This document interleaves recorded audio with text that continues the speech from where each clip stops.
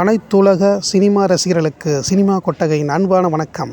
இந்த சினிமா கொட்டகைக்கு ஆதரவளித்த அனைத்து உள்ளங்களுக்கும் சிறந்தாழ்ந்த நன்றிகள்.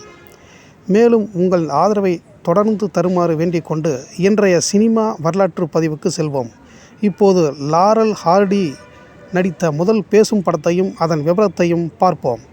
பேசும் படம் வந்ததும் அதே தொழில்நுட்பத்துடன் லாரல் ஹார்டியின் முதல் பேசும் படமான அன்டர்ஸ்டாண்ட் ஆல் வி ஆர் என்ற படத்தினை முழு மூச்சாக படப்பிடிப்பு நடத்தி வெளிவரும் தேதியை அறிவித்தது இந்த படத்தின் தயாரிப்பு நிறுவனமான மெட்ரோ கோல்டன் மேயர். மே மாதம் 4ஆம் தேதி 1929ஆம் ஆண்டு இந்த அன்டர்ஸ்டாண்ட் ஆல் வி ஆர் என்ற பேசும் பட விளம்பர தட்டியை பார்த்த ரசிகர்களுக்கு மிகுந்த சந்தோஷத்துடன் சந்தேகமும் உண்டானது. காரணம் என்னவென்றால், மௌன படங்களில் சேட்டை செய்த இந்த இரட்டையர்கள் பேசும் படங்களில் எப்படி இவர்களால் பேச முடியும்? அப்படியே பேசினாலும் அது இன்னும் கூடுதலாக காமெடியை தருமோ என்று படத்தினை கண்டு ரசித்தார்கள். சுமார் 20 நிமிடங்கள் மட்டுமே ஓடும் இந்த படத்தின் கதை சுருக்கம் என்னவென்றால், தன் நண்பரின் வீட்டிற்கு விருந்துக்கு போகும் லாரல் ஹார்டி அந்த வீட்டில் சமைக்கும் பெண் தீ காயத்தில் பாதிக்கப்படுகிறாள்.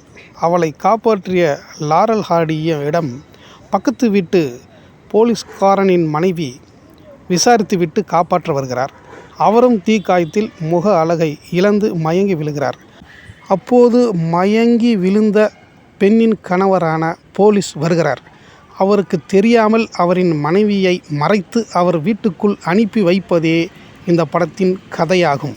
சுமார் 20 நிமிடமே நாம் பார்த்த இந்த படத்தில் 10 நிமிடங்கள் பேச்சுக்களை கொண்டே காட்சிகள் நகர்த்தப்பட்டன. காரணம், இது பேசும் படம் என்பதால் உரையாடல்கள் நகைச்சுவையுடன் எழுதப்பட்டிருந்தன. அடுத்த 10 நிமிடங்களில் அவர்களின் வழக்கமான சேட்டைகள் வெளிப்பட்டதை கண்ட ரசிகர்கள் வெகுவாக ரசித்தார்கள்.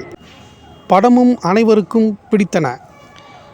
லாரல் ஹார்டி பேசும் படம் என்ற விளம்பரத்துடன் படம் மாபெரும் வெற்றி பெற்றது. அதன் பிறகு லாரல் ஹார்டி இருவரும் 1949ஆம் ஆண்டு வரை குறும்படங்கள் மற்றும் சற்று நீள்படங்கள் என்று சுமார் 75 படங்களில் பேசி நடித்து உலக மக்களை மகிழ்வித்தார்கள்.